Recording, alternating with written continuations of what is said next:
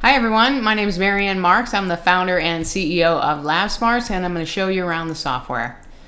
This is the home screen, and when you first create your account, this screen will be blank, but when you add tests, they'll start to show up here, and they're just the most recently added tests are sorted by the date that you create them. And you can load five more at a time. This is for quick access. Maybe you have somebody who's adding tests for you, and then you want to come in and just quickly look at the results, and you'll click that button here and look at the results. But I'll start, the very first thing you have to do when you start is add your client information. So you enter the first name, last name, you select their sex, male or female. If you select female, we have different radio buttons here for premenopause, postmenopause, or pregnant. And when you select pregnant, we'll have a drop down here and you can select the appropriate trimester. If you select unknown, that would be the same ranges we use for the first trimester. So we have different reference ranges for each marker in the system for each trimester of pregnancy. We have different reference ranges, especially sex hormone markers, different ranges for postmenopause and premenopause. And when you add a test for a premenopausal woman, and if you have sex hormone markers, you'll see in the test, I'll show you that later, you can select the menstrual phase, and we use different reference ranges for each menstrual phase. You'll select the date of birth. You could either type it in or select it from this calendar, and we do have different reference ranges for children, different ages for children, different ages for adults. You can select ethnicity. We have just a few different reference ranges for African American or Hispanics. We also adjust reference ranges for different for clients living at different levels of elevation, starting at 1,000 meters or 3,280 feet. So if you think your client or know that they're living over 1,000 meters or 3,280 feet, you'll go and click this button here, and it'll take you to the bibliography, and we have an extensive bibliography where we back up all the different reference ranges that we use in the software, and you can click, and I'll show you, well, wait till we get there. I'll show you, you can go to any section in here automatically through the software. But when you click that little new window icon next to elevation, it'll take you here into the bibliography, and you'll see the different studies that we use to adjust different the reference ranges for red blood cells, hemoglobin, hematocrit, based on these different elevation levels. And if you go here, I found a site where you can enter the client's city, and it'll give you the elevation, and so then you'll go and put that elevation right here. We also have attributes here for cigarette smoker or alcohol drinker. Usually it's no. People working with us are usually a little healthier than that, but sometimes they may drink alcohol, and if you select yes, you can put the number of standard drinks in there. But what we do with when you select yes is, if there is, in this case, cigarette smoking, yes, you could put the number of cigarettes smoked per day. We don't do anything with the number, but it's just for your reference. But if you select yes here, and they have an anemia or if they have red blood cells that are on the higher side, that may look like a dehydration or something. It could, if you have cigarette smoking as yes, they could be hypoxic, and that could be the cause of those higher red blood cells. The body's trying to, just like in higher elevation where there's less oxygen, then the body creates more red blood cells. In this case, it could be there's less oxygen because of cigarette smoke, and the body's creating more red blood cells, and we'll identify that as a possible root cause of that pattern. And in alcohol drinking, if you select yes, and we have a anemia that's a macrocytic, a B12 folate type deficiency anemia, we may say it could be because of alcohol drinking, because we know that alcohol depletes B vitamins. So whatever you enter there, you click save for that client, and they'll come to the top of this client's table. But usually this table is sorted by last name. But for quick access, the client that you just saved will come right to the top of this table, and you click this button here to add test results. And you click the button next to that client, and the client name's already selected. But after you have so many clients and you just come and you want to add a test for a client that's already there, you click add test results, and then you'll select the client that you need. then you'll put the collection date. But if you're going to use, if you're going to upload the results from a PDF, so right now we can upload results from Labcorp request PDFs, and they'll auto-populate all of these fields. And you won't have to put the collection date because it'll pick that up off of the report as well. And I'll show you this. I'll do one of them here. And you select it from your hard drive, and it'll populate all the fields that has a value for a marker that's in the software. It takes a few seconds, pretty fast. And so it saves you time in having to type it in. But if you have a different report from another lab, we're working on adding different labs, but you can always type in those values. So you see how it auto-populate all these fields here. I'll take you down to a section that, I'll go back up. So we have CBC markers that you can add, and white blood cell differentials. You only need to enter percent or absolutes, and we'll calculate the other because we know that these 5 add up to 100%, and absolutes add up to the total white blood cell number. We also have CMP markers. We have lipid panel markers, lipoprotein A1, AB. We do the ratio, auto-calculate.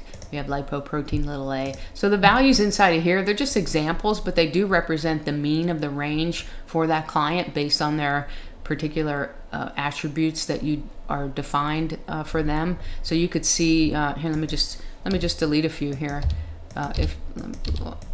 I'll delete all these, and I'll show you a couple things. So these are the examples, and they represent the mean of the range. So the most optimal value could be the mean of that range. And if you change that client, you could see how these values change because they're based on the mean of the range for that client based on their attributes. So if you have to type in values, we try to make it easier, and anything that can be auto-calculated, we'll do that. And you could click this little button here, and it'll show you all the things that we auto-calculate. But let me go back here. So if you go, let's say you're typing red blood cells, hemoglobin, you just enter tab, so tab right through these because these are auto-calculated because they're indices and they're formulas based on these 3 markers. Same here, you could either enter absolutes or percent, and we'll calculate the other. So then we have the CMP markers, we have lipid panel markers, we have iron panel markers, we have thyroid panel markers, and we only upload the values that are on the PDF too. And then any additional marker that isn't on a panel, we just stick in alphabetical order. Some of these, they're listed here twice because they have different units. Labcorp does the units one way, Quest does them another way. So it's the best way to do it if we're trying to import those values. And then also, let's go back to the top and let's select a woman. And now that was a premenopausal woman that I selected. So now if we go down to the sex hormone panel section, you'll see there's a menstrual phase drop down. And if you have sex hormone markers for her, and typically you're going to ask them to get tested in day 3, and that would be the follicular phase. But you never know, if you want to test progesterone, you might do it in the luteal phase. But you could see how these values change based on the menstrual phase. So whatever values you have on the test for that client, you enter those here, and then you click save. Then that test will come to the top of this table here. And this is the button here. This is the button Analyze Results that takes those values and plots them on the color-coded bar graph with optimal reference ranges and ranges that are based on that client's particular attributes. So we have the client information here, and we calculate the age of that client at the collection date, and we use that age to determine a set of reference ranges and other things here. So this first section is around red blood cell analysis. So we designed the software for non-licensed practitioners, and we're not allowed to diagnose. So in the software and the report that gets provided to the client, we don't use any diagnostic terms, making it safe for you to share this information with your client. So let me start here. Let me show you this test here. So this first test here, we have what we do. I'll show you this section. So we identify the likelihood of anemia, less likely, possible, likely, or highly likely based on the value of these 3 markers. And then we identify the type of anemia. We identify the red blood cell size based on the MCV, either microcytic, macrocytic, or normocytic, small, large, or normal, and then the red blood cell color. That's based on the amount of iron inside the red blood cell based on its size. So that's based off of this MCHC value here. So it could be hypochromic, pale color, normochromic, or even hyperchromic if the cell is damaged and spilling out iron. It may look like there's more iron inside the cell than there should be. Could be a hyperchromic. It's kind of rare.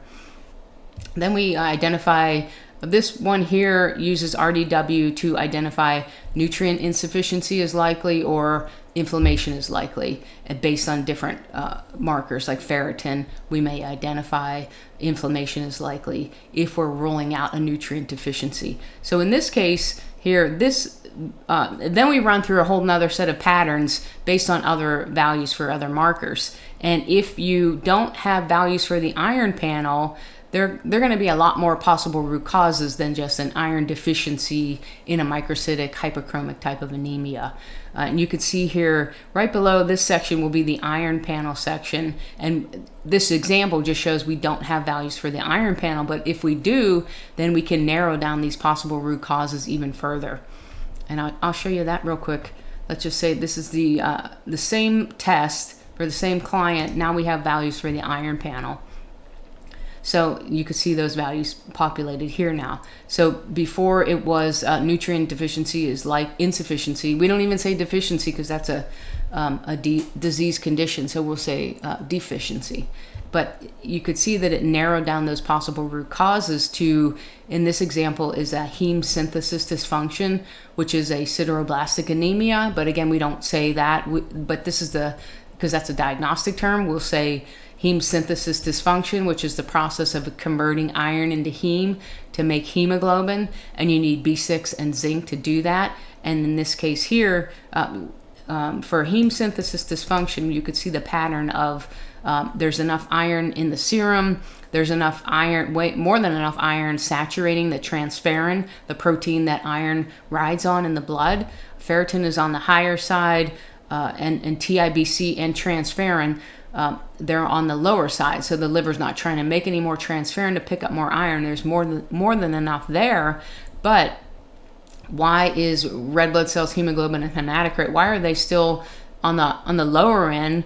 Why is it still a microcytic hyperchromic anemia? So there's enough iron there, but the hemoglobin's very low, so it's more of a case where that iron isn't being able to be converted into heme, and you need, like I said, zinc and B6 to do that. And in this case, we've identified that could possibly be caused by a zinc insufficiency, because now you can go to the Insights tab here and look in zinc insufficiency. We're using alkaline phosphatase because that is a zinc-dependent enzyme, and that when that's on the lower end, that could be an indication that there could be a zinc deficiency.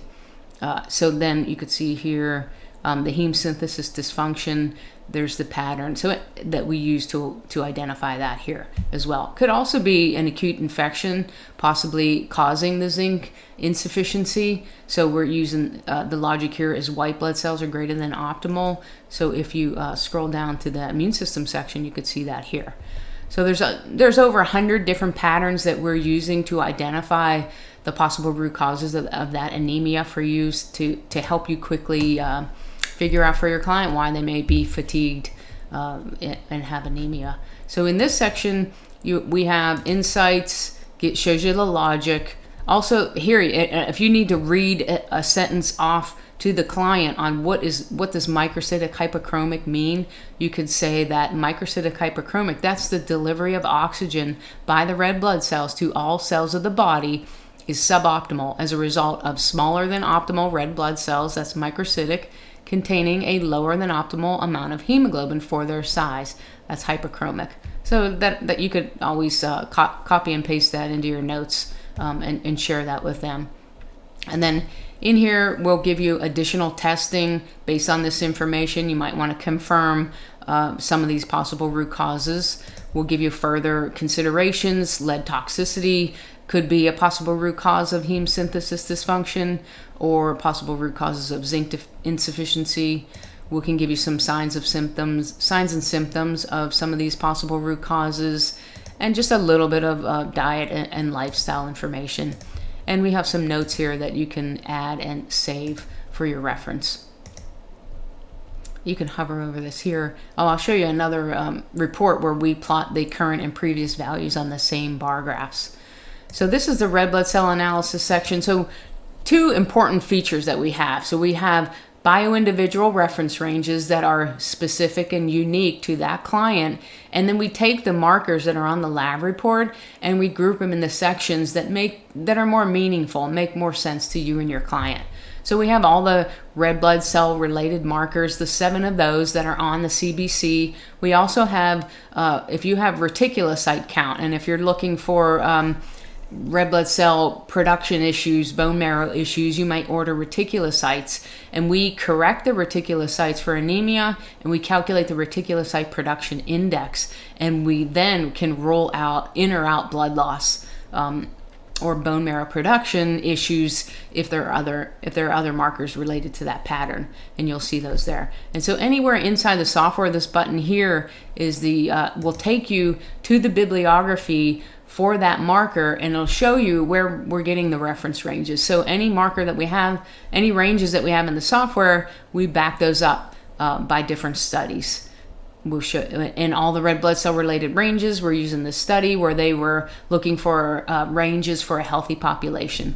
So anywhere inside the bibliography, you can scroll down, see different sections.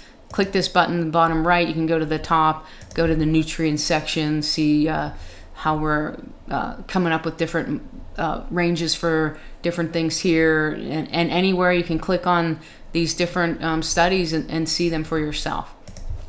So let's look at the other section. So we have the iron analysis section. I put that right underneath red blood cell analysis because it's really closely related. And we have also copper markers in the iron section, because you need copper in its proper form to convert iron from one form to another, so it can be attached to transferrin. So a copper deficiency can be a root cause of an iron deficiency. We calculate the percent of free copper, that free copper floating around not attached to ceruloplasmin can be very damaging, just like free iron floating around can be very damaging. And also, so the goal eventually is to automate these patterns, have gauges, possible root cause patterns in each section. But until we get that finished, in each section we have this possible root causes tab, where if you click on that tab, it'll give you the possible root causes of any marker that is high or low outside of optimal in each section. So you can see iron's on the higher side. You can look and it says serum iron is high with a little arrow up. And here are different reasons why. TIBC is low, percent saturation is high. So anywhere, and if it's optimal, you won't see values, you won't see possible root causes there. So you don't see any possible root causes for the copper markers. So now we have the immune system section. Right now we have abnormality is less likely, possible, likely, or highly likely, based on all sorts of different values for each of these markers. And you could see how you only had to enter the percents or absolutes, and we'll calculate the other and we'll plot them here. And same thing here. The insights would just give you how we came up with this percentage, and then you have the possible root causes if a marker is high or low. We also put globulin. We calculate the neutrophil lymphocyte ratio, and that's where I always go to look first. I look at white blood cells, and I'll look at neutrophil lymphocyte ratio, and this to me is a possible acute bacterial infection. High neutrophils, low lymphocytes, and you could see that here: high neutrophils, low lymphocytes, and the ratio of the two. So it's better to just go quickly look at neutrophil lymphocyte ratio. You could see here high neutrophil, low lymphocyte percentages. So then we have coagulation markers, platelets, mean platelet volume. You could see if you have mean platelet volume, I know Labcorp doesn't do it, but Quest orders it, and that is the average size of the platelets. And I found a study where we will adjust the reference range for platelets based on their size. So if you have smaller platelet size, you can have the range could be higher. You can have more platelets versus if you have a larger size platelets, you should have a little less of them. We have D-dimer and fibrinogen. Glucose section, we have glucose, hemoglobin A1C, insulin, C-peptide, and I threw triglycerides in here because we know that high triglycerides can be a sign of a high-carb diet that will impact glucose regulation. We have kidney markers. We throw uric acid in there. Nutrient analysis section. We correct calcium for low albumin because a lot of calcium is attached to albumin, and it could be falsely low if albumin is low. And if you click on that, you can see the formula that we use. We have all the copper markers in here again. If you have copper serum and zinc serum, we'll calculate the ratio. And all sorts of other markers here, nutrient markers. And we're constantly adding more markers. We have sodium, potassium, and we have the ratio calculated. That's a good one for adrenal insufficiency or adrenal overproduction or stress. Let's see here. You don't have to enter anion gap because we calculated both with and without potassium. We have protein markers, we have liver markers. You could order just bilirubin direct, enter that, and we'll calculate the indirect because those two added together equal total bilirubin. We put the GGT and lactate dehydrogenase in the liver section here. We have lipid markers, and we have inflammation. So any marker that is an indication of inflammation or oxidative stress that's in another section, we'll throw that down in here. So albumin, lower albumin is a negative acute phase reactant. Bilirubin you can see here, it could be a sign of oxidative stress because that is a fat-soluble antioxidant. And if that's on the lower end, it could be being used up as an antioxidant. Let's see, ferritin on the high end we know is a marker of inflammation. And then we have other markers here that are just in this section, like homocysteine or CRP, sedimentation rate. And then we have the thyroid section. And then we have the hormone section. So whatever menstrual phase you selected, we'll put that here so you don't forget what it was. And then we have different markers here. AMH is anti-Müllerian hormone. That's a good marker of ovarian reserve if you're working with a client trying to get pregnant or someone going through menopause. We can check to see how many eggs roughly they may have left. And then we have notes down here. So if you save anything in the notes here, this will get printed on the PDF that you want to share with the client. So you enter your notes, click save. And so let's scroll back up to the top here. And then you see these two buttons here. So this button will print these only the graphic stuff, nothing in the tabs, because that's for you to decide what you want to put in there based on your assessment of what possible root causes might be based on what you know about them. But if you want to put something in the practitioner notes down below, you click this button, it'll pop up a new window, and then you export to PDF, and it'll export all the graphics and the notes to PDF. And this one, let me just close that. And then this button here will just print the graphics and no notes. But if you don't have any notes, you can click either button and it'll just print all the graphics. So there's that, and this button here just minimizes that section. Let me go back up to the top now, and I'll show you a couple other features. So if you go to Manage Test Results and you select a client here and you do Show Test Results, it'll show you all the tests for that client listed here, and it'll also plot all the values for each of those tests in this table, and they're grouped in the same groupings as the bar graphs are. And then what we have here is a trend column, and it'll compare the most current test to the previous test and let you and your client know if their values are trending in the right direction. Clients love this report. You work with them, do their blood work, then work with them for do their blood work in the beginning as a baseline, work with them 3 months, 6 months, run their blood work again, put it in here. They see a lot of green thumbs up and they're really excited and happy that your recommendations are working for them. So this report and the other report have been really helpful for practitioners to explain blood test results to the clients, show improvement, and just show your value of what you can bring to them, and really helping them understand their blood work more than any other practitioner in the conventional space has done. And you can click this button also, and it'll print. Oops, I hit it twice.